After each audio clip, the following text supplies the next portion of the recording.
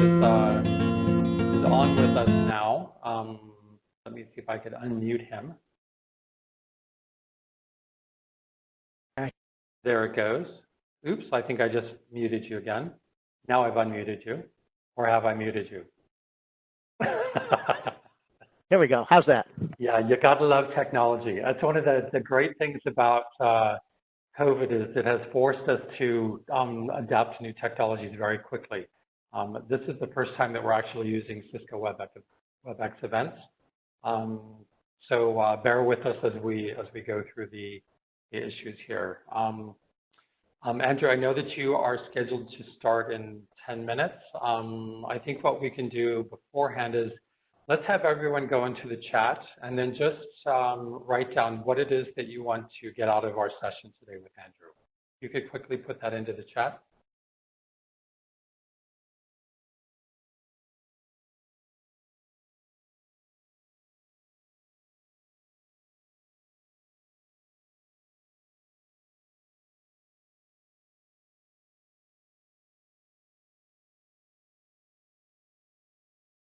Philippe is saying, great, glad to hear Andrew again, brings back great memories.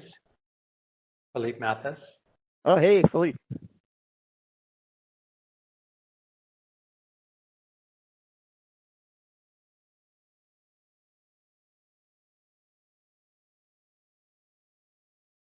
All right.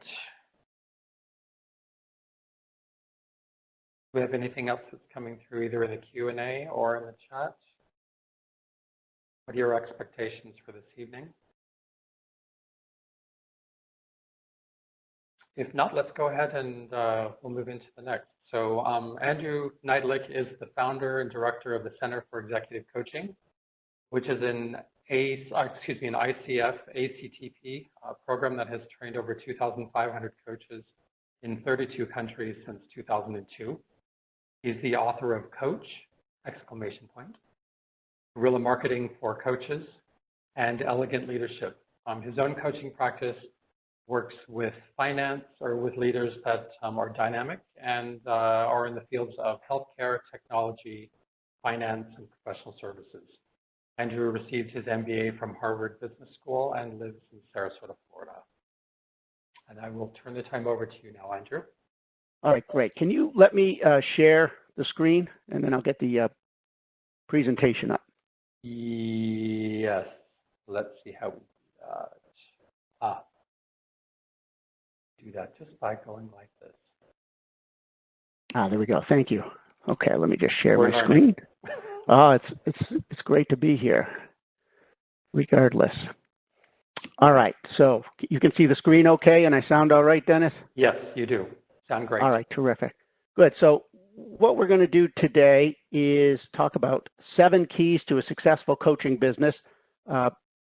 What Dennis and I talked about was, just ask questions anytime. Just send them through the chat, the Q&A, whatever works for you, and I'll pause from time to time and see what you want to talk about. And at the end as well, we'll have time for questions too. All right, so I'm really excited to talk to you today.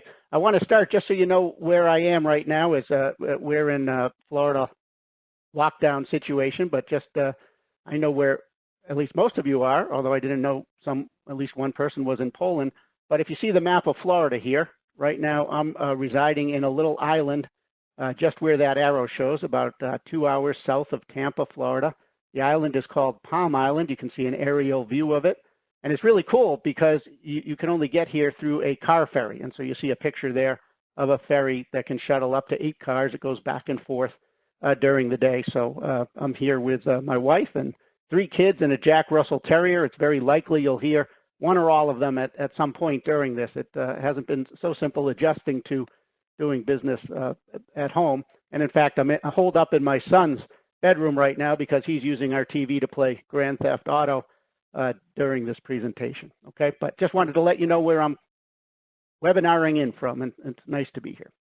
So we're going to talk about 7 keys to starting a coaching business. What I found with coaches around the world is that most coaches are really, really passionate about coaching and either scared or lack skills or just haven't really thought through what it takes to make a real business with a coaching practice. And so by the end of today in our talk, I want to take you through what you have to do. There's really 7 behavioral skills that you need. And the bonus, number 8, is the mindset needed. And that's probably the most important thing. I'm going to take you through each one. And as I do, please ask whatever questions you have, right? To me, coaching is the greatest business I could ever be in. Before I started coaching, I was a management consultant, traveling all around, waking up at 5 a.m. on Mondays, not returning to home until late Thursday night, sometimes Fridays. I found it very, very tiring work until a client that I was working with said, Andrew, I know the answers to all these analyses you have done. And I said to him, why'd you hire us? And he said, because what I really value are these half-hour or 1-hour sessions, because you have no agenda. Everyone's out to get me. They want my job. Some people on the board don't want me to succeed. I really value talking to you one-on-one, because even though I know the intellectual answers, what I don't know is, or just want someone to talk to about, is how to make all of this happen. And that's where I realized I could be a coach, make just as much income as I did as a consultant, but isolate out all the stuff I didn't like and focus on all the stuff I do like. Okay, so it took me a while. It took me about 6 months to make every mistake possible in the book. But 20 years ago, I got my coaching practice going with a couple of clients and haven't looked back from that point, and have well replaced any income I would have made as a partner in a big consulting firm. So I'm loving it, and I want others to love it too. I can work from home. I choose the clients I want and don't want, flexible hours, work on the most important issues that people face. Well, you know this too. So the question is, how do we make it happen? Let me take you through the 7 keys. The first thing is to stop selling coaching and start solving problems. Too many coaches out there, in my opinion, are evangelists about either coaching or, whatever school you went to in their particular philosophy, and that doesn't work. So for a minute here, let's just compare coaching to plumbing. I know when someone says, do you need plumbing services? I know what plumbing means, right? I know the very specific pain I feel when we have a leak in the house. And I know that when I have a leak in the house, I have to call a plumber. So the name plumber for me is associated with exactly what a plumber does, very clear benefits, very clear problem. The problem in the coaching world is that isn't the case. Okay, so when someone says, you should get an executive coach or you should get a coach, no one knows what that means. They don't know what the equivalent of a leak in a house or a sink or something like that is. So most coaches already make a mistake when they try to sell coaching instead of listening for value and a problem. I don't even like to use the word coach in my marketing message. So most coaches are saying things like 5 reasons you can benefit from a coach, the return on investment of coaching, or they'll sell stuff like transformation, emotional intelligence, ontology, neuroplasticity, NLP, mindfulness. But if we get into the head of a leader, I'm an executive coach, so I'm going to focus on talking about coaching leaders here. The fact is, almost no leader wakes up thinking about any of the above. I can say with certainty that I've never had a leader come to me and say, Andrew, this morning I woke up and I said, I need to be transformed. Can I pay you a lot of money to transform me? Doesn't happen. Most leaders use the word transform. In fact, when they want to avoid accountability for talking specifically about the change they want to make in their organization. So most coaches, I'd say 95% of the coaches out there are already off to a bad start because they're selling this thing called coaching that is very different from an established profession and that nobody even knows they want. So in the first key, the way to change this is to start listening for ways to help. You're looking for problems that you can solve. And so I've listed a few things that some of my clients come to me for. And look at what they're talking about. They're talking in very clear, plain English, not coach speak, not gobbledygook, not jargon, nothing like that. They're saying things like, I can't get my people or my team to do what I want them to do. This project is not going to hit its targets. I'm not moving up in my career. We're not hitting our numbers this quarter and my job is at risk. I'm overwhelmed. I'm tired. I have too many priorities. I'm worried I'm not going to succeed in this new role. Let's see, my first two clients. My first one said, hey, we need to create a strategy for our organization, and the board can't even agree on what strategy is. And the second client said, I love technology. I can't stand dealing with people. And so I'm sort of miserable running this $10 million company. So step one, forget coaching. Stop being a coach. Start being someone who can solve problems. All right? I'll stop here. Dennis, tell me if any questions or comments are coming across the transom. Comments of just any new ideas on coaching and building a coaching business are welcome. Okay. Nothing very specific. We all need some advice on post-COVID business, on the post-COVID business world. And I think that's all included in what you're saying here. So, sure. Well, yeah, I mean, let's talk about COVID, right? Right now,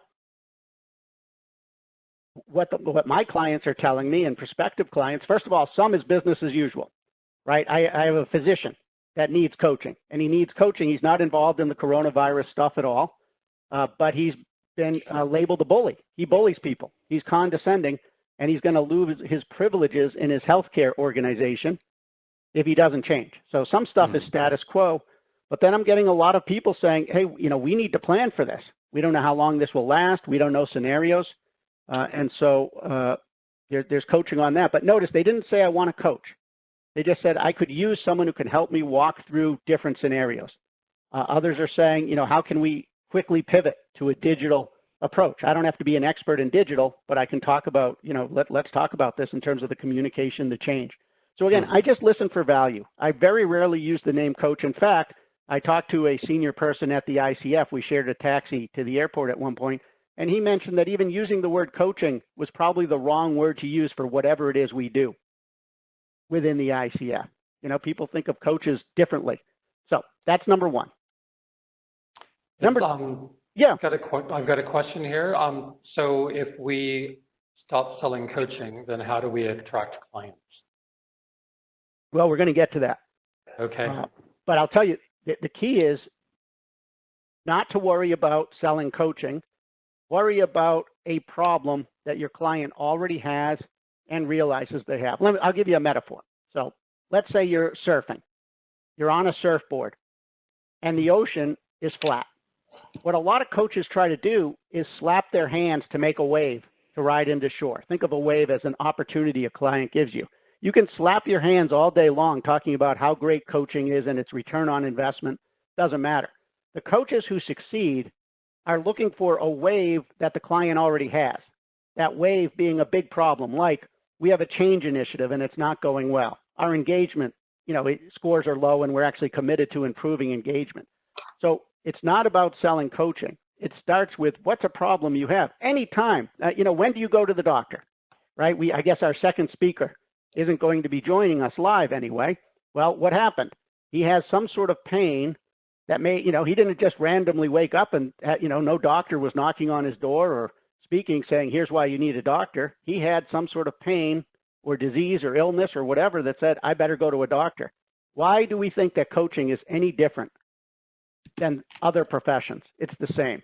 Nobody wants a coach unless they have enough pain, enough of a problem. So we're listening for a problem that we can solve.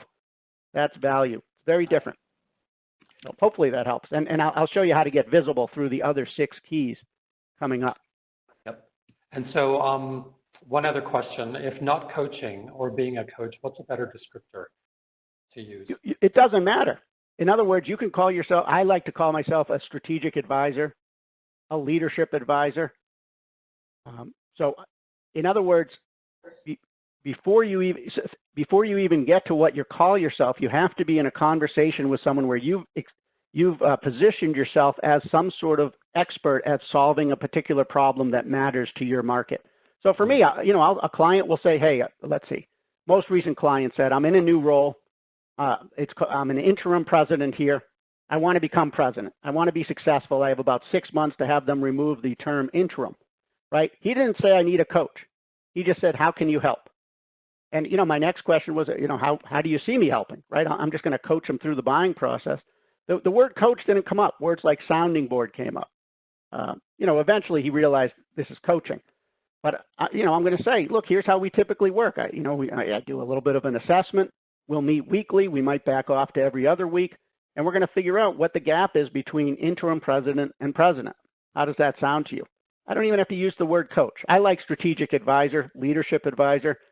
Even consultant is a more recognized word. What you want to think of yourself is, what's the highest strategic ground you can take? Because what I've found is that successful coaches also train, they facilitate, they sometimes do assessments, they consult, they do all sorts of things, whatever it takes to work with a client. If you really want to become a trusted advisor to a client, you want to be able to help them with a range of things. Look at Marshall Goldsmith, the granddaddy of coaching. A lot of what he does is speaking, training, facilitating teams, as well as a certain amount of coaching. So just keep that in mind. Coaching is just a delivery mechanism, right? It's like butter. There's many ways to serve butter, right? Really, butter is your expertise, your substance. You can put butter on bread. You can put butter in a soup. You can put butter on corn. There's a lot you can do with butter. Bread might be coaching. The corn might be consulting. I don't know if that makes sense. It might not have been my best metaphor ever. But you want to take the highest strategic ground. Being a coach is not the highest strategic ground. There's many ways you can deliver value to a client. If it is just coaching you want to do, that's fine. But I would still position yourself strongly. In fact, let's talk about that. Okay, so most coaches, if you go to most coaches' websites and look at their marketing message, it's awful. Their marketing messages are narcissistic. They're self-centered. They're all about them. You know, I am a coach. I have my ICF PCC. I graduated from this. I specialize in this. I work with leaders. I. And the impact on your reader is, who cares? Leaders don't care about you. Leaders care about themselves. And so once you realize that you're not going to just sell coaching, your marketing message also has to change. In fact, I challenge you to come up with a solution to I help X get Y. That's that first bullet on the right. You know, if you could say I help, for instance, my first one was I help nonprofit leaders work with their board to develop a strategy that actually gets executed. That was the why for me, okay? And I did that with a coaching model, not a consulting model. So what's your I help X to get Y? I help brilliant technology leaders also become brilliant people leaders. See, once I had that, I could go to places where technology leaders hang out and start talking about what that means. I could start talking about the issues technology leaders have scaling their companies, not because of technology, but because of the people and leadership issues. Most coaches cannot say, I help X to get Y. Whatever they say doesn't matter to the leader, right? A person who's going to buy coaching, whether it's HR or leader, whoever, has a problem. And you have to tap into that problem. If you just say, I help leaders be more emotionally intelligent, you've lost. Because most leaders think they're emotionally intelligent already. They don't know that's an issue. That's not a huge concern.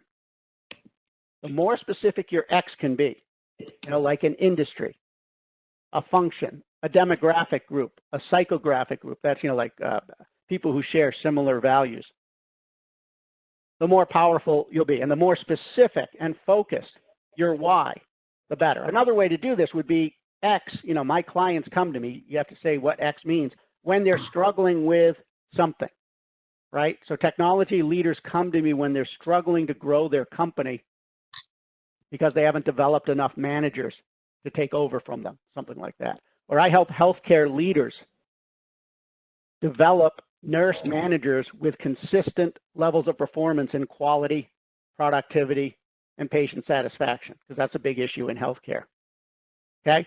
And so then you can create a marketing message that's very different than most of your colleagues. First, you need a strong headline that tells prospects the primary benefit you bring, right? So, you know, like, here's the most effective way to do something. And then instead of starting with you, you're going to start with your client. You're going to start with a problem your client cares about and its emotional and logical costs, which, by the way, is how any good movie starts. I don't know whatever your favorite movie is, I can almost guarantee you there's a conflict, there's a problem that hooks you in. Now, my favorite coaching movie of all time is The King's Speech. And in that movie, there's a king-to-be who has a terrible stuttering issue. And so I'm hooked in. I want to see, how's he going to solve that? How's he going to give this big speech as war is about to start? Same thing for you.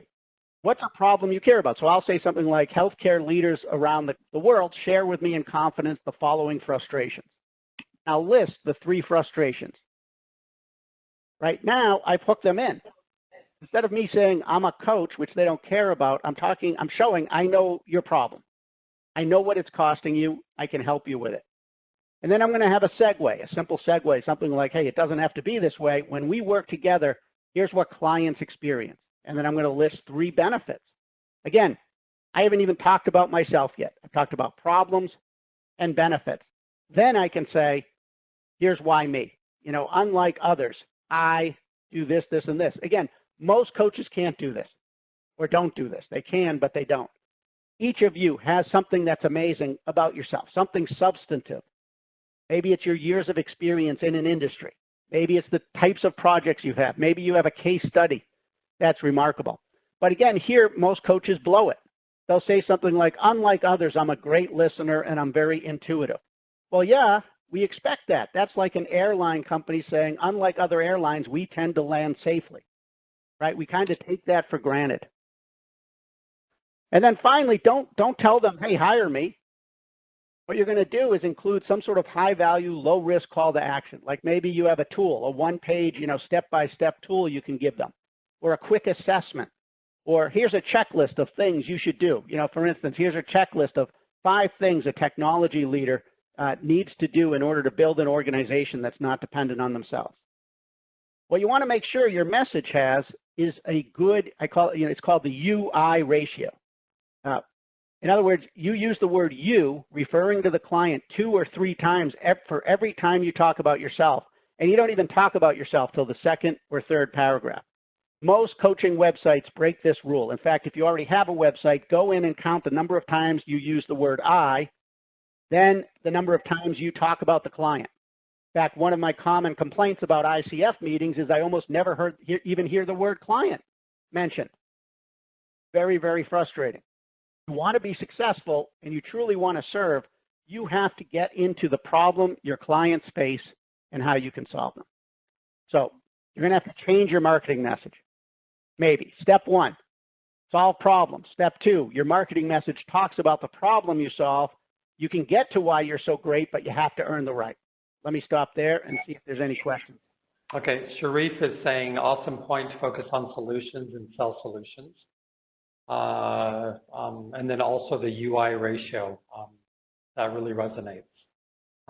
We have a question from Claudia. She's asking, what's the first thing that you had to do in order to adapt to this new situation, as far as with COVID, working from home and then getting new clients? What have you done to adapt to that? Yeah, well, for me, I was already doing it, right? This is where I am hanging out. It's not like there's a big business center that you can see through this aerial view. I have clients from all around the world. I talk to them by phone, by Skype, by Zoom. It's really quite simple, quite honestly. And what we're working on now with members is creating online programs. I'm blessed because I already have online programs, so I'm set up pretty well.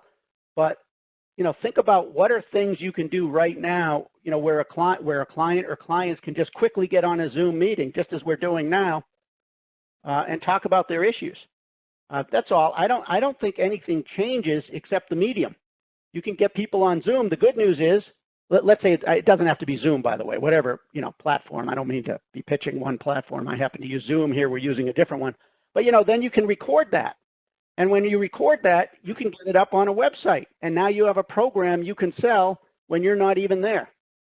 So to me, if anything, there's huge opportunities now. The other opportunity is, and I resisted this, right? Where I live in Sarasota, my least favorite call would be from a prospective client who lived in Sarasota, Florida, because that meant I'd have to drive a half hour in traffic, talk to them, drive back. I'd waste all this time.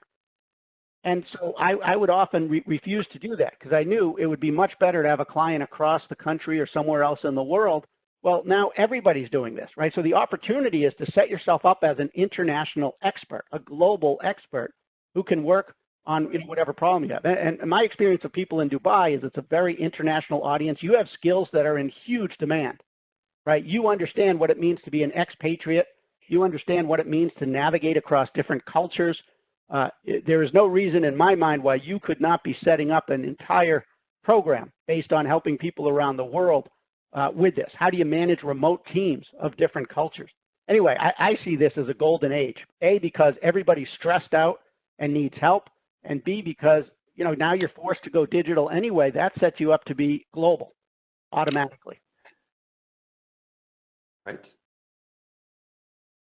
How would you differentiate between yourself from coaching companies who come into the market and sell volume coaching and drive down the value, which is happening in the UAE and also in Saudi Arabia, where the client cares more about cost than value? Right. So that's not going to be, well, two things. First of all, that's not going to be my type of client, right? What I'm going to say is, listen, I know a lot of companies that work with the Walmart style coaching model, and they're not happy. And if you want check the box where you can go to your managers and supervisors or whatever, your leadership, and say, look, we checked the box, we did coaching, that's fine. If you want results, then we should work together. That's number one. Number two, that also supports my point from earlier. Stop calling yourself a coach, because a coach is a commodity. A problem solver can become a trusted advisor, right? So I don't tend to compete with those companies, because if it's coaching, that is usually someone from HR who's been charged just to check the box and do a task called coaching. For instance, I have a colleague here in the United States working with our Department of Defense. And what he's learning is that the Department of Defense just wants to check the box and say, we've done coaching. That it's not a very serious thing, at least in this particular contract. And so he's working with them to reposition and say, well, look, do you just want a task done, or would you like to see value? What would it really mean to you if we could have a massive, significant improvement in whatever you're looking to solve? And suddenly that makes him no longer perceived as just a coach, but an organizational development expert, a strategic leadership advisor, all of the things I'm talking about. So it's a great question. And if you're coming up against those commodity companies, that's an indication that you need to set yourself apart strategically as somebody who's offering amazing value, number one. And number two, you have to position yourself as a leader in a particular type of problem or problems that a specific market faces. So for me, for instance, I did real well with nonprofit leaders for a while because A, they face burnout, B, they're dealing with a massive volunteer staff, C, their boards of directors are usually dysfunctional, and D, fundraising was always a big issue. And so I focused in on those big problems instead of coaching as a commodity.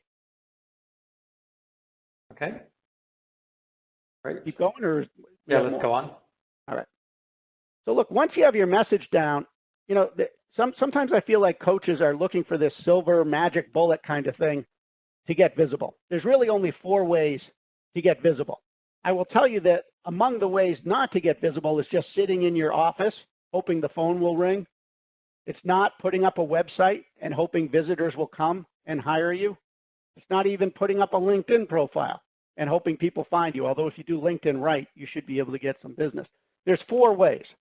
The number 1 way is relationships and alliances.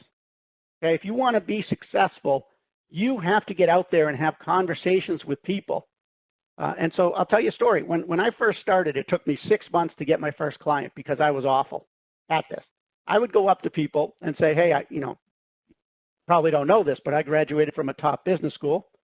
I worked at a big consulting firm. I could probably solve any leadership problem you have. What do you say? Who do you know who's a leader that you can introduce me to so that I can start working with them? And it went terribly for obvious reasons, except I say it's obvious reasons, except most coaches do something similar and don't even realize it. And at one point I was having coffee with just somebody I was introduced to, and she said to me, she said, Andrew, I'm never going to refer you to anyone. I don't even know what you stand for. I get you're smart. I get you're excited. I get you're passionate, but I don't see how you would help anybody. You're just like everybody else. And that hit me like a ton of bricks. It was at that point I realized anytime I was going to connect with people, I had to tell them I help X to get Y. And that's where, I just started. I said, there's a lot of nonprofits in my area. I can do that. So I said, I help nonprofits with these 3 issues. That changed everything. Suddenly I got an introduction to the head of a nonprofit support organization. They had me speak. That got me some clients. Suddenly I was meeting people who were on boards of nonprofits and they weren't happy with how the board was working or the nonprofit was working.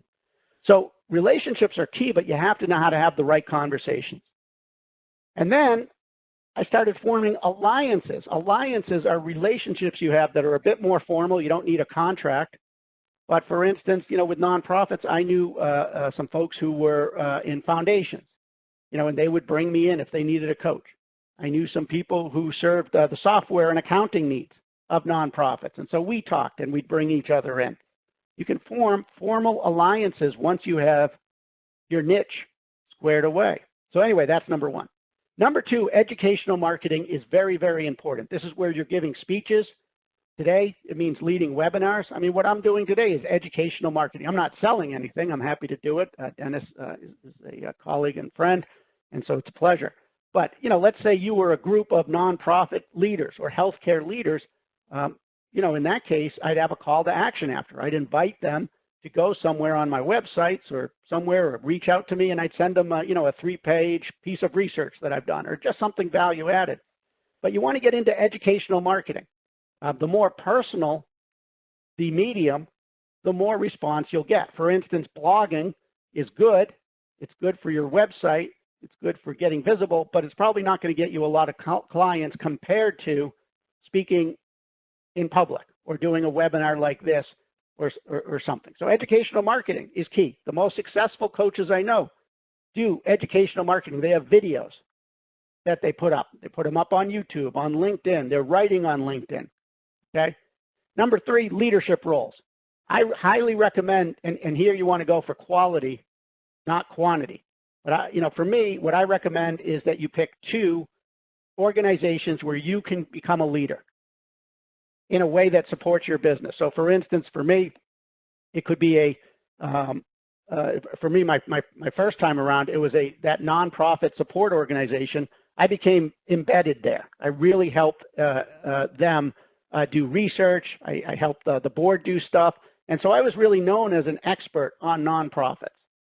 Right? So that's one example, some sort of association. If you focus on healthcare, there's got to be a healthcare association where you can go and not just be a member that goes to mingling meetings, which I hate, but actually says, let me do some research. Let me do a survey of your members and present it to you and your board. Let me turn it into a piece of educational marketing. How can I help? Be a leader. Don't just be a member. Same thing, Chamber of Commerce. There's a lot of coaches who join Chambers of Commerce, but you just go to networking events, and before you know it, you're just trying, people in insurance are trying to sell you an insurance or something like that. What you want to do is get on a committee or the board of the chamber. And then the final one is online marketing. This is a rabbit hole. This is one that drives a lot of coaches crazy because you spend too much time on it and get nothing back. Just on LinkedIn, doing a few key things on LinkedIn, like starting a group that your target market cares about and posting valuable content, reaching out to people and going online to go offline and turn them into relationships, and more asking for, how can we help each other than prospecting for clients, you can do pretty well. I guess the point I want to make is there's only 4 ways to get visible. You have to make the time to do this, right? If the point of this presentation is 7 keys to a successful coaching business. What I've found when when coaches come to me and say, I'm not getting any clients, I say, let me look at your calendar. Show me all the times you've spent doing one of these 4 things. And it's almost no time. They just haven't spent the time. They're frozen. They're hoping that something good will happen. And hope is not a business strategy. Hope will get you elected, but it will not be a good business strategy. Okay?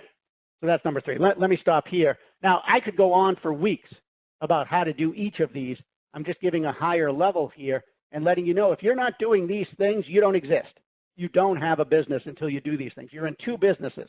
The business of delivering fantastic coaching, but also, unfortunately, the business of getting visible so that people know you exist. Dennis, any questions coming up about this? Nope, not yet. Oh, questions. Oh, my goodness. That scares me more than having questions. I want to make sure we're not going too fast here and this makes sense. But, you know, just for me, like I'm a super introvert. So I'll just say one more thing on this. If you looked at any of the assessments that are out there, right?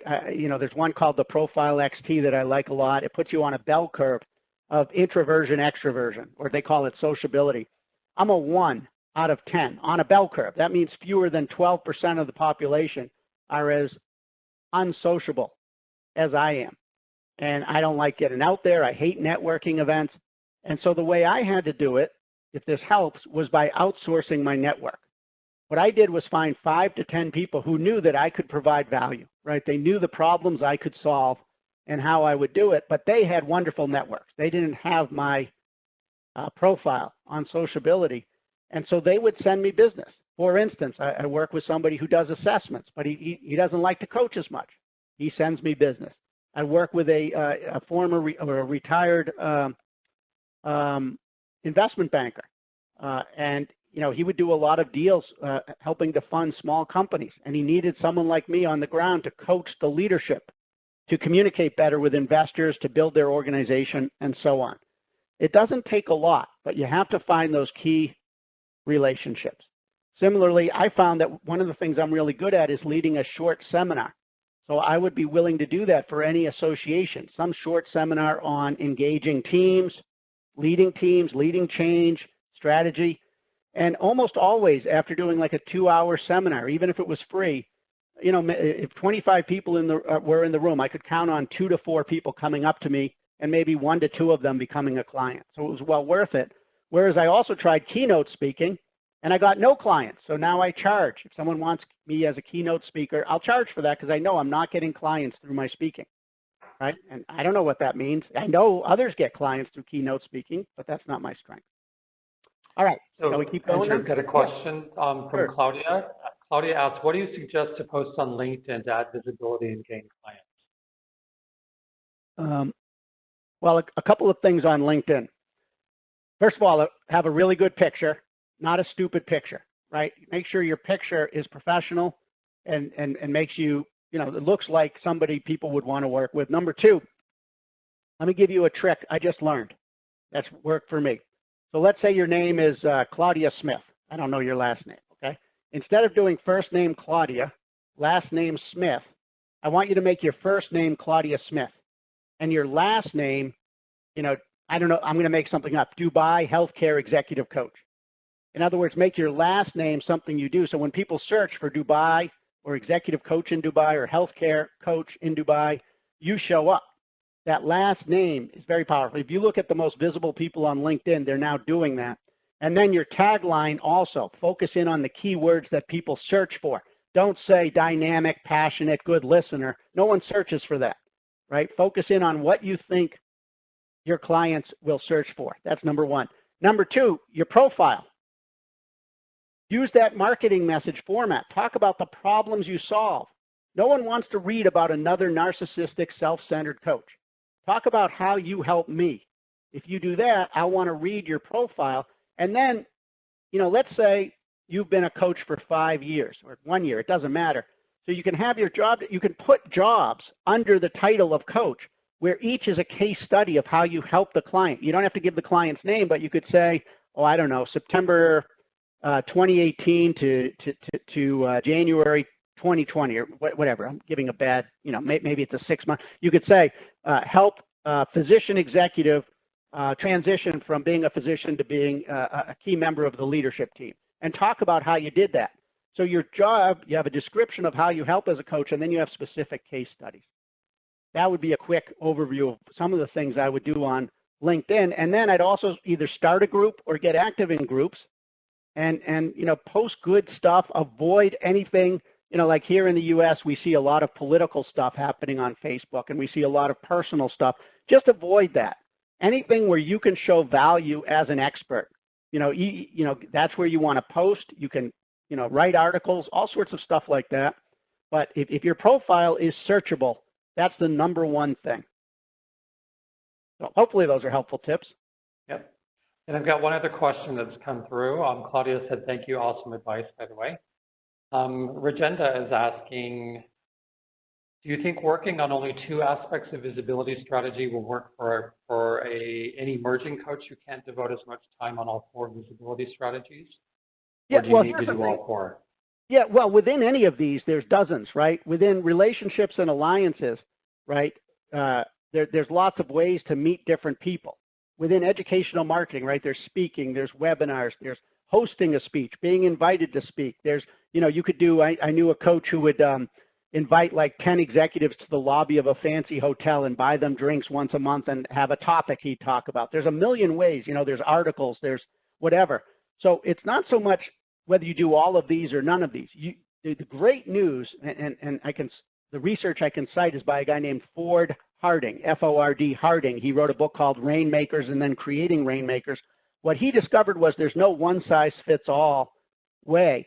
You find what works well for your style. That's why I gave the example of me. I'm not a great keynote speaker for getting clients, but I know seminars get me clients. And so what J. Conrad Levinson of guerrilla marketing fame would say is you need at least 5 very reliable approaches to cast your net and get clients. You just need 5. If you can get 5 things, and it could take a while to figure out what yours are, you're going to do well. For me, alliances, webinars, seminars, and some online stuff I do has worked pretty much the best. Oh, and my a newsletter. I do a nice, I'm pretty good at capturing emails and doing newsletters. So yeah, you just need 5 things that work for you, and it takes time. And they can be in any or all of these boxes. All right, great. All right, let's keep going.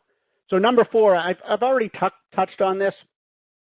So when someone says they want to make a coaching business, as with anything in life, the question is, you know, are they telling the truth or are they not? The way you know whether someone's serious about making a coaching business is how they actually spend their time, right? This is true with your coaching clients, right? They'll say, I'm overwhelmed, blah, blah, blah. When you look at how they're spending their time, one of the problems is that they're setting priorities that aren't great. Like, you know, checking email is more important to them than focusing on something really strategic.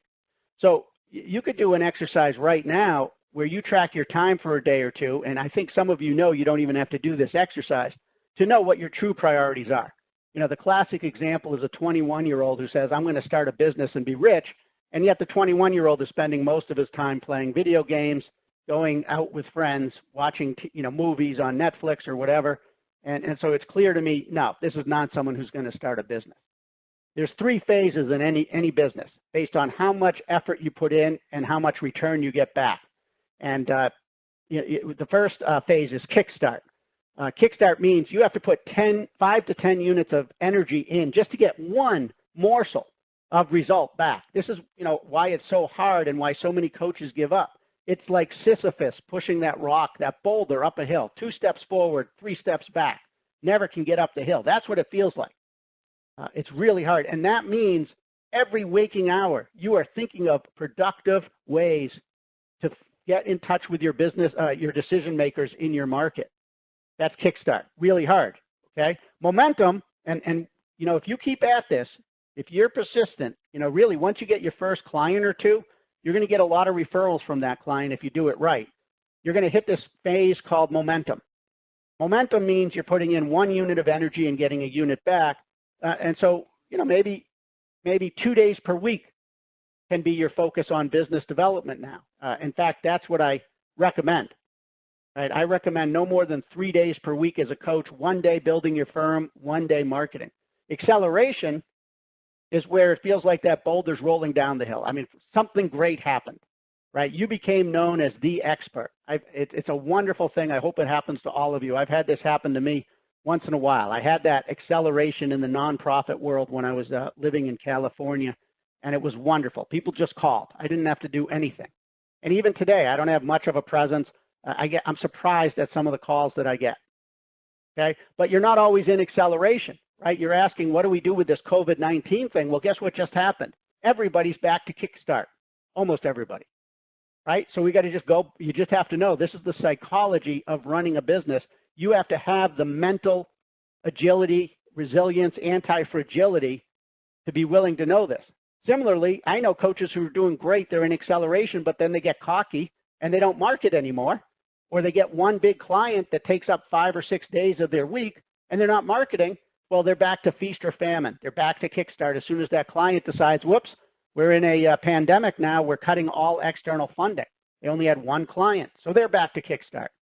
So one of the reasons this is a great time for this presentation is that many more of your previously successful colleagues who had been doing this, they're in Kickstart just like you. It's a great time to get focused and make it happen. Most businesses hit momentum. Every once in a while, you'll enjoy acceleration. If you really become the go-to professional in a very specific niche, you can enjoy acceleration. But as I said before, you have to make the time. Most coaches grossly underestimate how much time business development takes. This is like, somebody, well, frankly, me with calories and food, right? I can eat a giant pizza and say, it's probably just 150 calories, no big deal. Same thing with coaches and time for business development. Let me stop there. I mean, really, if there's there's two things I want you to take away from this. The skills are easy, but it's the time and it's the attitude.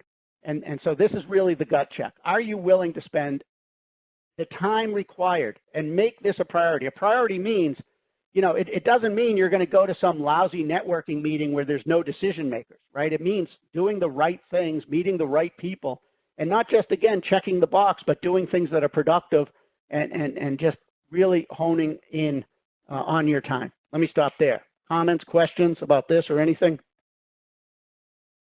No comments coming through, but I think that this is where it links back to what you had said in key number 3, where you have this presence online. It makes it much easier for you to be able to meet people because we can't meet them physically right now, but you could meet them virtually, and that's a great way of getting your visibility out there.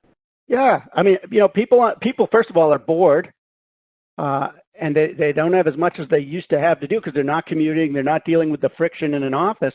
It's a great time to go on LinkedIn and say, I'd love to talk to you about referring business your way, and maybe some referrals who are looking for something. I could go on LinkedIn right now and go to my contacts and say, hey, I'm looking for someone who can help refer business to me. An executive, particularly in biotech, who's overwhelmed right now with all that's going on. Can we talk about that? And in exchange, I'd love to open up my network to you, and then get on the phone with them or Zoom or whatever you do. Exactly. Good point. So this is the gut check.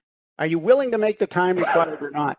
When a lot of coaches talk about imposter syndrome, and a lot of coaches feel like they have imposter syndrome, the only true imposter syndrome is if you're not spending the time that you need to spend to build your business. Everyone on this webinar would not be here if you didn't have the substance. That's not where the imposter stuff comes in. The imposter stuff comes in just not doing the work. This is a business like any other. You have to do the work. All right. So if you've done everything I've said so far, you have a good marketing message. I help X get Y. You have a solution. People should come to you. That's what happens to me. I don't go out and cold call. I get visible. I either get a referral. When I get a referral, I even have the person who's giving me the referral make the introduction. So people are coming to me. I'm not chasing business. And so that means I have to get good at increasing my conversion ratio. The conversion ratio means people who come in as prospects or suspects and compared to the number of people who actually engage me as a coach and professional. So what I'm going to do, I don't sell anymore. Another mistake I made when I first started was I read every sales book, and I became this like sleazy, tacky salesperson, like I was selling used cars. And, because that's what a lot of those sales books are about. They don't really show you how to sell high-end professional services. And here's what I learned. And this is, if there's one piece of good news for you here, this is it. You as a coach are going to be a great salesperson if you just coach the client through the buying process. I mean, if you look at what the best salespeople do, they actually coach. They ask great questions. So when a potential client comes my way, I'm just trying to get some questions answered. I'm coaching them as an objective outsider where it's not like I'm trying to influence them to buy from me. I'm almost interviewing them / coaching them to figure out, first of all, do you even have a big enough problem to hire someone like me. Because if you don't, I don't want to waste the time. I don't want to coach just to coach. There has to be a return so that I look good at the end. I need to look good too. And so do you have a big enough problem to hire an outsider like me? Number two, do you have the money? Number three, what's the best way to work together? And then I did have to get good at handling objections like a pro. So let's talk about this for a few minutes. I think we're doing okay for time. So number one, someone comes to me, my first question is, tell me why you're here, or why do you invite me in, or why do you want to talk? You see, I'm not going to start with, here's why coaching is so great. And I want to know what their problem is. And I'm going to ask coaching questions to drill down. And if I don't hear a big enough problem, like if they tell me, well, I've had this for 5 years, I'm going to say, well, that's kind of a red flag for me. Why do you want to do something about it now? Right? Because if you've been in this game, that sometimes people will contact you just because they want to talk about their problem. They think they're going to get free coaching without hiring you. So if someone says, hey, we're growing at 20%, and I'm concerned that we don't have the leaders who can, we're starting to have some growing pains, I'm going to drill down. I'm going to say, tell me about the growing pains. When you say 20%, what kind of revenue are you at now? What kind of revenue do you want to be at? And if I don't hear a good, let's say my average coaching engagement is $30,000. If I don't hear $300,000 gap between where they are and where they want to be, I kind of know they're not going to hire me, right? So I'm going to ask great questions about this. Sometimes it's more about how they feel. I'm going to say, what does this mean for you? How do you feel? What's your stress level on a scale of 1 to 10? Usually when leaders hire a coach, it's really because they're in fear of losing their job. They can't take it anymore. They're not enjoying what they're doing. So I'm going to ask a ton of questions, as you can do, right? That's what we do as coaches. And then at some point, I'm going to switch from the pain questions to the value questions. Things like, let's say we work together. What would be a great outcome that would make this the most valuable experience of your career? Or how do you want to feel at the end? Or how do we know we were successful? I'm going to take a lot of time on this. And if they say, look, just sell me, why should I have a coach? I'm going to say, I don't know. I don't know that you should. And I'm going to go right back to asking these questions until I'm sure there's a big enough reason for them to bring in an outsider. And guess what? If there's not, I'm going to politely remove myself and say, listen, I don't hear it. I'd love to work with you at some time, but I don't see that there's a need right now. What this means, well, maybe it's too early to say this because, also keep in mind people lie about the money. They'll say they have the money when they don't, and so you have to be ready for that. So what all of this means is my conversion rate is high because I only calculate it based on qualified leads over, how many people buy versus how many people were qualified leads. So my job is to very quickly get rid of the people who don't really need coaching or don't have the money, right? If you do that, you're going to be in better shape because you're not going to chase business that is never going to come your way. You're not going to feel like a stalker. Okay? You're just going to have a really good coaching conversation. But the bad news is it means you have to get better at the time and the marketing because you're going to have fewer. You're going to get honest about who's qualified and who's not. So you're going to have to get more people coming to you. You're going to have to be even more visible. You're going to have to do a better job being the go-to professional. So anyway, after we figured out, okay, there's a big enough problem, I'm going to say something like, listen, what I find is a lot of times people don't have a formal budget for this.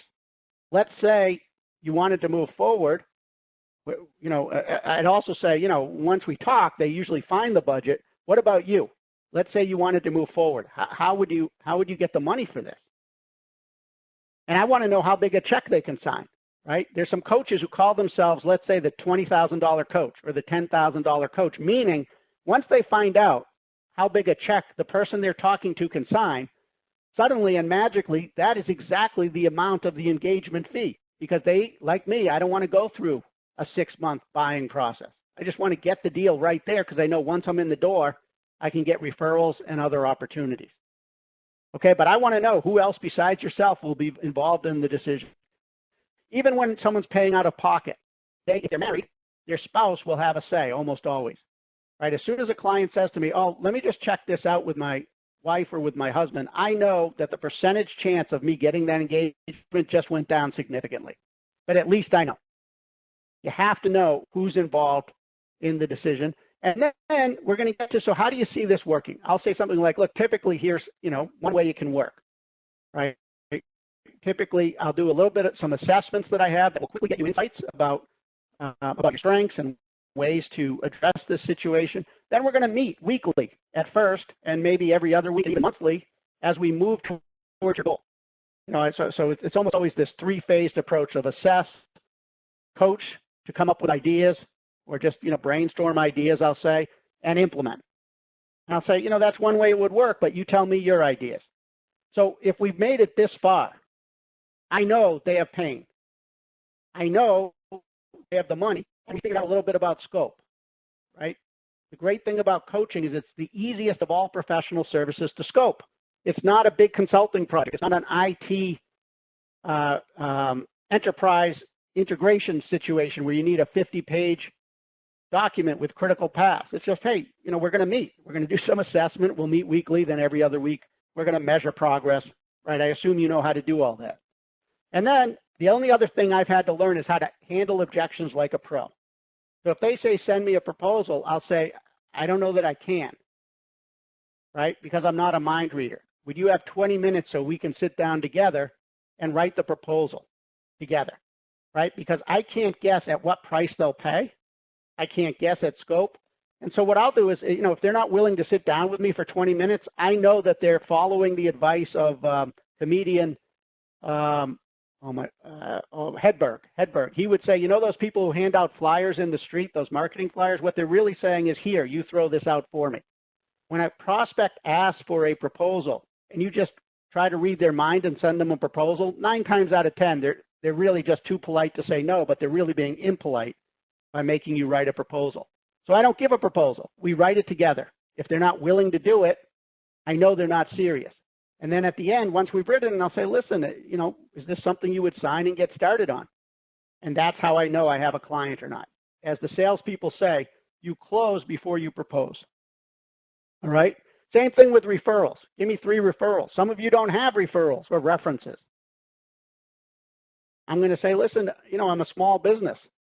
I have a bunch of people who will say great things about me, but, you know, so obviously if I give you any references, they're going to say great things about me. What happens next? And then I'm just quiet. If they don't say I'll hire you, I know that they're just asking for references because something else is going on. And I'll say something like, look, I'm happy to give you references, but let's do that as a last step before you and I have covered everything and you're ready to move forward pending 3 people who will say good things about me. Because I'll get those people, you know I'm only going to give you 3 people who rave about me. All right, so I've gotten good at objections. Let's stop here, and we'll go through the last couple of steps. This is really important. People underestimate how important it is to coach the client through the buying process. And there was a lot of questions coming through, or feedback that's been coming through, and a lot of really good information that you've shared on that. Could you briefly recap the 3-phase approach? Yeah, well, so I have the 3-phase approach. I mean, this gets a little bit more into one of the problems with coach training schools is they don't teach this. But in consulting, right, what does a consulting firm do? They're going to do an assessment up front. So for coaches, our assessment is, you know, whatever you use to assess, a 360-degree verbal, some interviews maybe, you know, some sort of highly validated assessment. I know, you know, DISC, Strengths Finders. I use the Profile XT. I use the Genos International Emotional Intelligence one. So that's one, assess. Phase 2. We're going to brainstorm ideas to solve the problem you have. And phase 3, which can happen in parallel, we're going to implement. That's it. It sounds stupid, but most coaches come across as, well, we're just going to sit down. I'm going to ask you a bunch of never-ending questions, and hopefully you'll come up with the answer. That's awful. You would never go to a doctor who would say, hey, here's how I'm going to help your knee. Sit down. I'm going to ask you a bunch of questions, and you're going to come up with the idea to help your knee. People don't want that. People want to hire an expert, right? Even if the client has the answers, they still want to know that you have an efficient approach to getting results. So the 3-phased approach is simply, we're going to assess, we're going to do, you know, focus in on ideas, we're going to implement the ideas, and throughout we're going to track and measure progress to make sure you're getting results. And also, can you repeat the referrals? Give me 3 referrals. Yeah, and again, that's a typo. That should say references, but you know, clients, there's a couple of ways to handle it. If you're completely new, you just started your business, you don't have any references. And so, you know, but here's the trick you need to know. Every coaching business that's in business got started. So that's an interesting logical dilemma, isn't it? How could a business get started if people ask for references and they didn't have any? The only possible answer is that not all clients really care about references, right? So first of all, know that. Second, what I'll say with any of these is you want to say what happens next, right? So let's say I give you the proposal we just worked on. What happens next? If they don't say, let's move forward, I'll write a check and sign it, you know something's problematic. Similarly, with references, I'll say, listen, I got a stack of references, but I don't want to waste their time. So let's say I give you, 2 or 3 people to talk to and they say great things about me. What happens next? And if they say, well, I still need to think about it, I'll say, well, okay, let's assume they've done that. I'm happy to come back as a last step and give you those references. But tell me some of the things you want to think about. Or let's make sure, because usually, like there's a sales trainer named Sandler. He calls this stuff an intellectual smokescreen that clients throw up. In other words, they don't want to say no, so they put up all this stuff, like I need references. Some of them actually believe they need references. But you and I, heretofore, you have to know it's a joke. References are, they're not real, right? Anyone you've ever asked for references for, they already know those references will say good things about them. So it's just kind of interesting. So yeah, everything is what happens next. Let's say I give you these references. What happens next? And if they don't say I'll hire you, then I'm going to say, well, look, I'm a small company. I don't want to waste their time.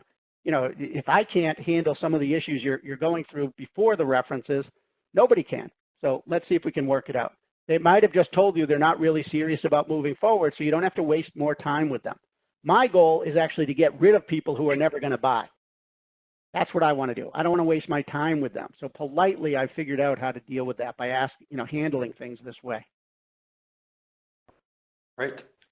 All right, let's keep going. So 6, every single time you have a coaching conversation, I want you to bake value in. One of the biggest problems with coaches out there, and again, I blame the coach training schools on this, is that they're not focused on value for the client. And it drives me crazy. In some ways, it drives me crazy. In some ways, I'm grateful. And I'm grateful because I can't tell you how many clients I've had who said, listen, I just fired my last coach because he couldn't bring me value. It felt like therapy. It was just asking all these dumb questions. And I don't want that, right? So I get to step in for all the coaches who don't know how to bake value into every conversation. But look, before I start an engagement, one of the questions I'm going to ask is, I'm going to say, look, I don't want to do this unless this is really big for you. Unless, there's a 5 to 10 times return, at least. And I don't have a problem with this because I used to work at a management consulting firm where you couldn't, we wouldn't take a client for less than $250,000 for a diagnostic and $1 million for an engagement. Coaches charge a fraction of that.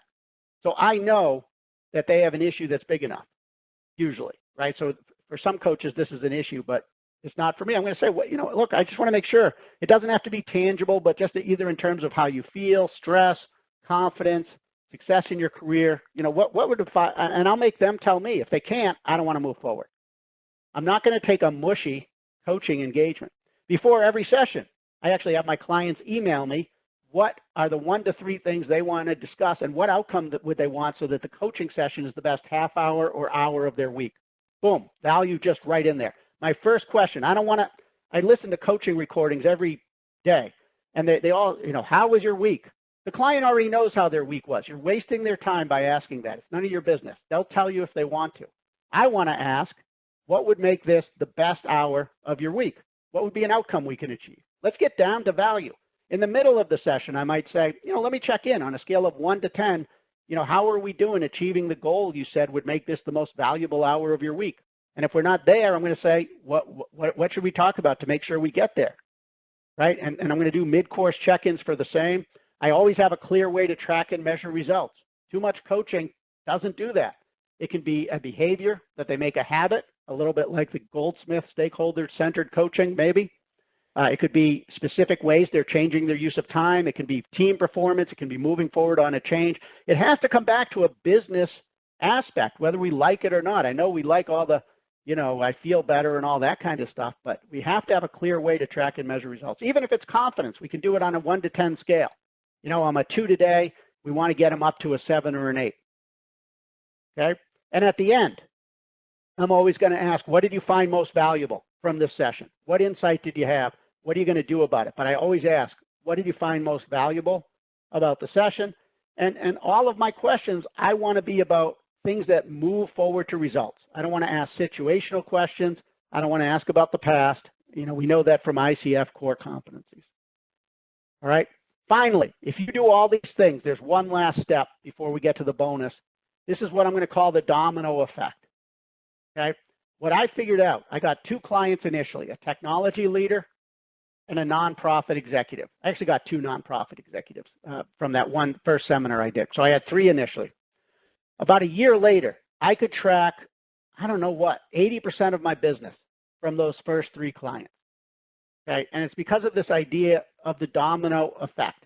Whenever I'm with a client, I'm listening for new opportunities, right? This is why being just a coach is limiting. My business model is as following.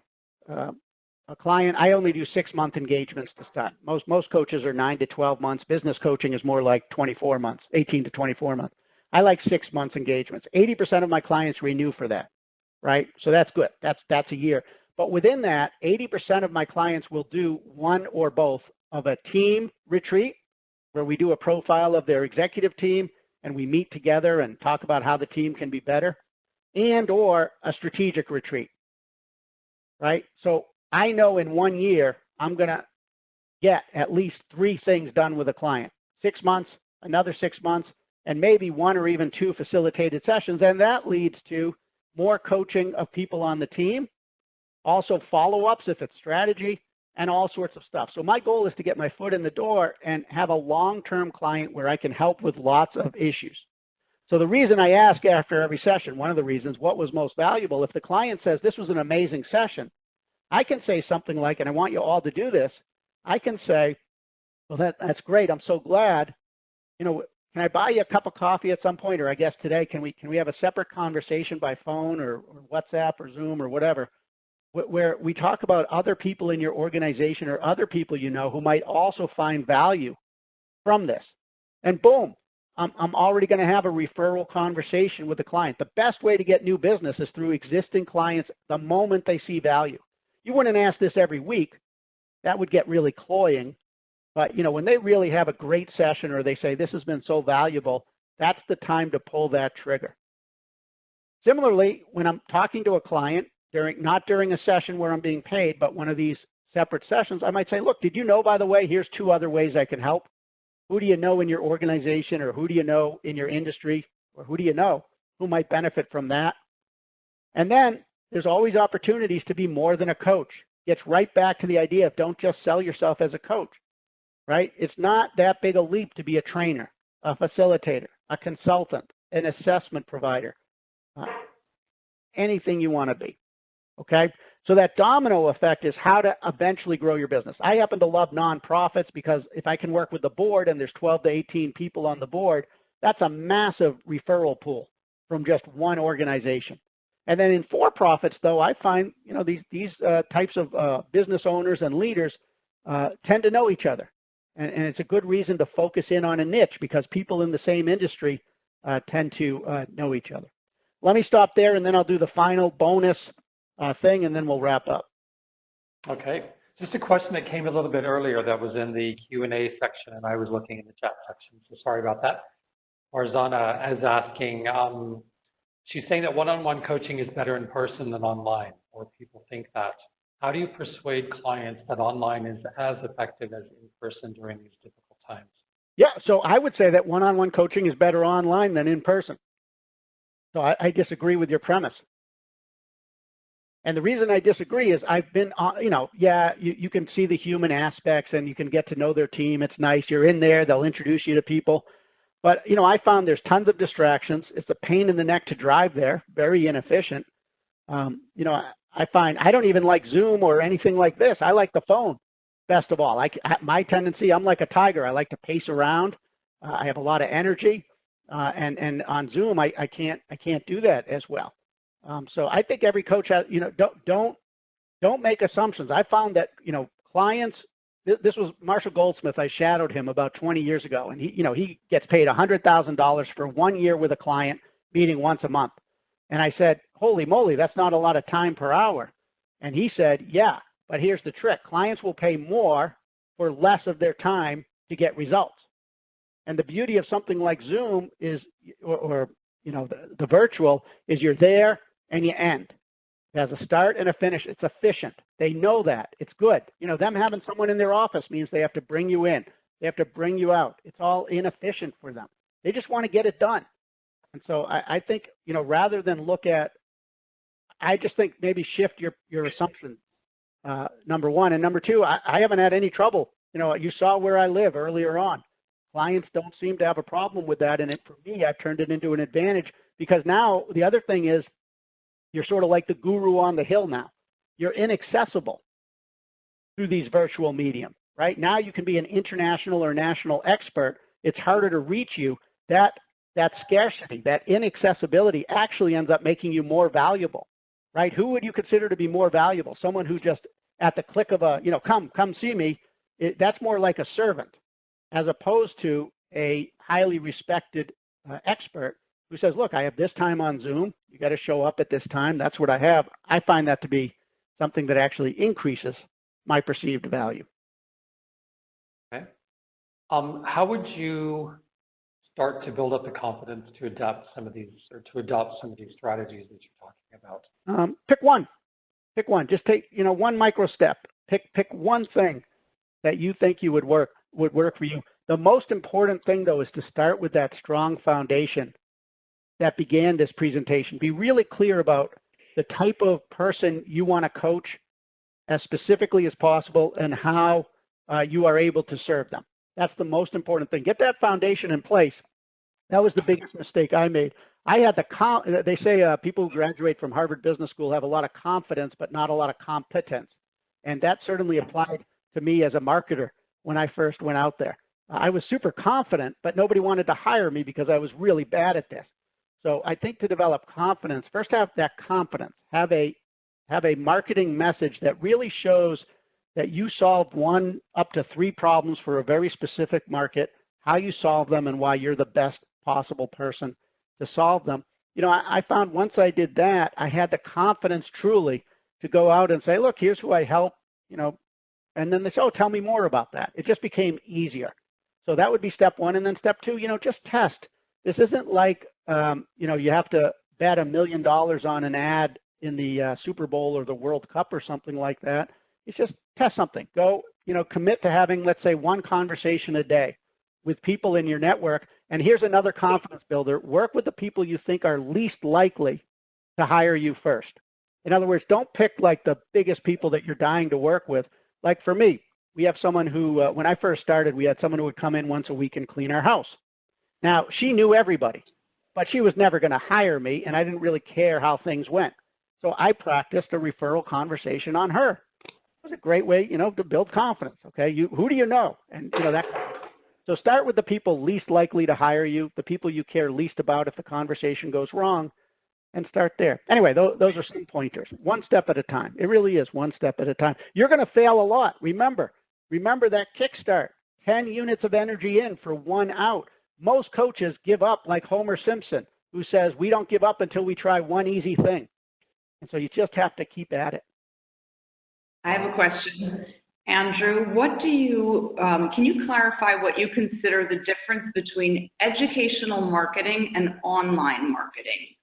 Well, yeah, they could certainly overlap. Like this is educational marketing through an online platform, right? Online marketing, though, would be things like your website, if you need one. Some people argue you don't even need one today. Your LinkedIn profile, videos that you put up on YouTube.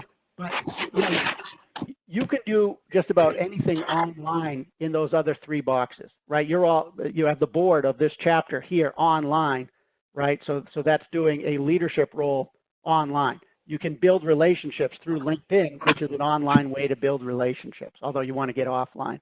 So these overlap. They're not, what do they say, MECE. This is not mutually exclusive categories here. Okay, and another question is, you give online trainings in executive coaching. Great class. I've heard great feedback about your trainings. Do you get clients through your students on the trainings? Is that something that contributes to your business? Yeah, actually, that turned out to be a nice side effect. is that sometimes students, you know, because I teach and I demonstrate all the time. And so sometimes we call them members of the program will say, you know, here, I have, you know, this opportunity. Would you be interested? And, you know, if I am, great. But if I'm not, I'll certainly know someone through my network who is. So, yeah, that's why I don't really have a website now. Over 20 years growing this, it's been an unanticipated benefit is that people come my way. Because, you know, if I train coaches, I probably know how to coach. Great. Okay. Lola's got a question that I think is a great one. What would you highlight as your major mistake in building your coaching business? Well, it was going out and thinking I could help everybody. My major mistake was thinking that because it was the mistake of thinking I'd rather have unlimited prospects and a 0% conversion rate than focus in on, like, you know, where in my community when I first started, there were maybe 500 nonprofits. And I made quite a nice living for a while in that market until I expanded out. So, you know, my mistake was I'd rather have 7.5 billion people I can coach and a 0% conversion rate because I don't have to commit. I don't have to be accountable, right? I'd rather do that than pick 500 and maybe have 5% of them become clients and make a very nice living, but make the commitment. So that was probably my biggest mistake up front. Once I committed to a smaller market, my conversion rate went up and I actually had a business. All right. And then just one other comment that a couple of people were asking about when you were talking about not calling yourself a coach, but calling yourself an advisor. That actually they said that actually kind of went against the training that they learned in their coaching programs, that you don't advise people, you actually coach them. So when you're calling yourself an advisor, that doesn't necessarily mean that you're not coaching, correct? Yeah, that's it. Well, first, let me ask you: would you rather be loyal to your training company or succeed in the market? That's the first question I want to ask.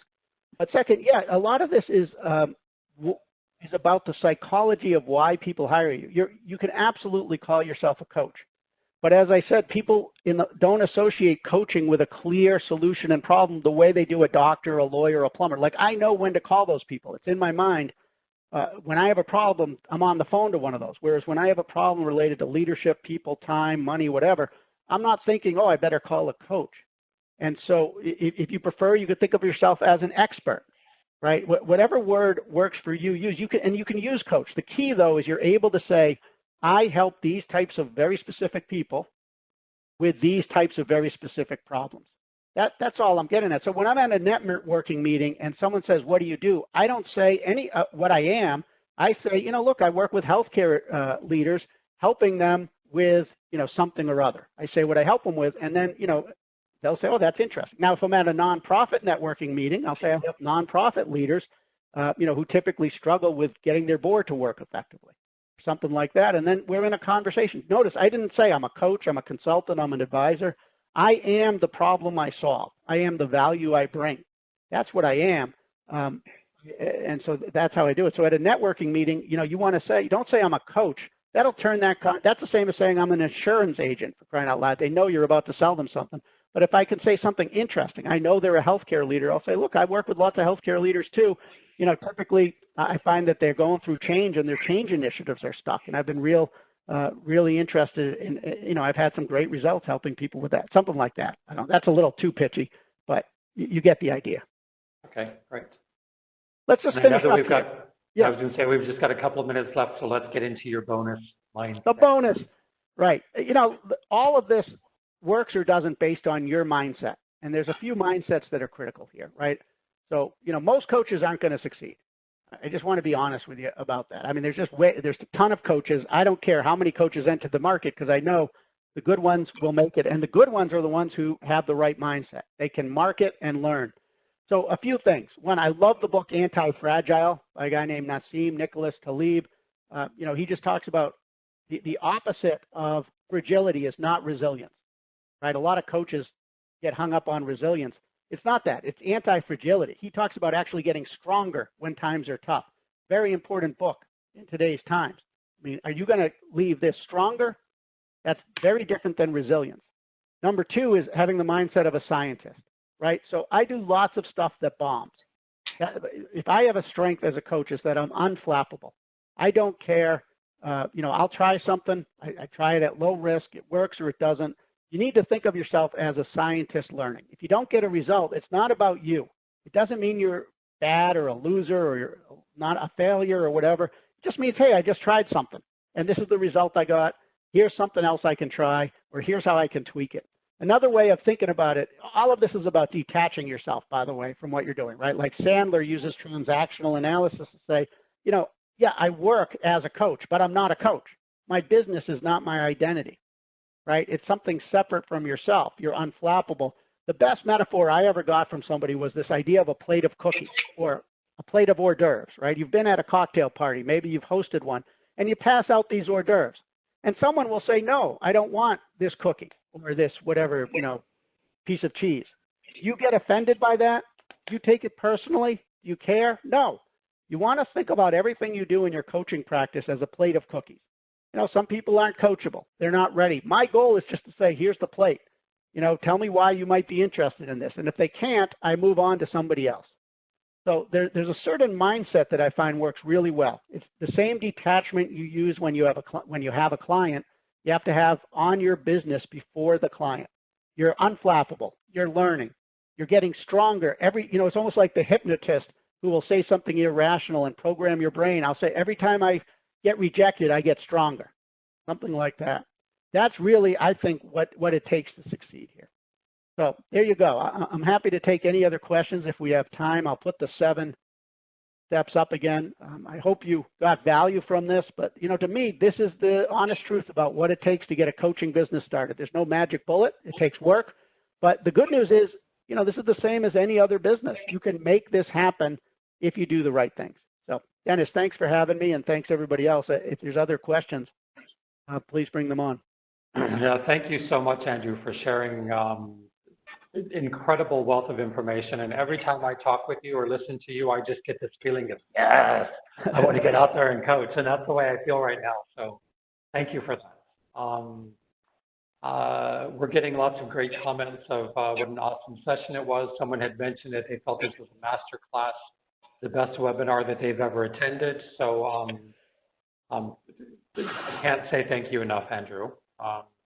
Amazing, just like always. I know that Rania, you have a couple of closing comments you want to make? Absolutely. So firstly, I want to say thank you very much, Andrew. There's some excellent pointers there about how to approach business with a business mindset, especially when targeting senior leaders. I found that really, really useful and plenty of value in your talk tonight. It's really, I felt, a lot to do with authenticity and demonstrating skills and passion rather than selling. And that's actually one of the pointers that I had very early on in my career. A friend who's a commercial director said, Rania, you know how to coach. So just start coaching immediately and demonstrate the skills rather than trying to convince people of what you do. And that's been one of the most valuable advice that I've had in my career. I think one of the biggest things that occurred to me as you were talking is that it's absolutely fantastic, the amount of opportunities we have as coaches with the current situation that everyone's forced online. We can help people, we can grow our own skills, we can develop ourselves in a way that not many other professions can do immediately. And I think that may take some self-coaching, but we can really grow from the current situation. And that's really exciting, I feel, for our community. And it's also exciting for us as a board representing our community in the UAE. We are looking at building those relationships with our licensing authority. We have really had to reevaluate our outreach programs and look at how we can adapt them to be able to continue to bring the kind of value that we have in the past to the future of our membership and really be able to grow our community. And we are doing that. We're looking at how we can support through official channels for the current situation. And we're also looking at how we can take our experienced coaching outreach that was so popular in the past how we can take that virtual as well. So thank you once again for our members, the board, Andrew, and a special thank you to Dennis for hosting tonight. And that's it for me. Have a great evening. So, and thank you very much, Rania. Jeanette actually brought up a great point. She said, is there something that we need to do in order to claim the CCEU credits? I would say yes, there is. We'll be sending you a participant survey to not only rate the webinar today, but give us some feedback on this was the first large-scale virtual event that we've done. Did this work for you? What are some of the things that we could do differently? Some additional topics maybe you want to hear not only for the webinars, but also for our fall event. Those people who fill out that survey and return it, we will give you not only the certificate for the CCEUs, but we'll also give you Andrew's slide deck as well. So again, thank you very much for joining us. It was an incredible evening. I'm, again, super thankful to you, Andrew, for everything that you've shared with us in your time. Thank you to everyone. Let's think about how we can use this in our own practices, and we'll see you in a few weeks at our next event. Have a good evening. Thanks.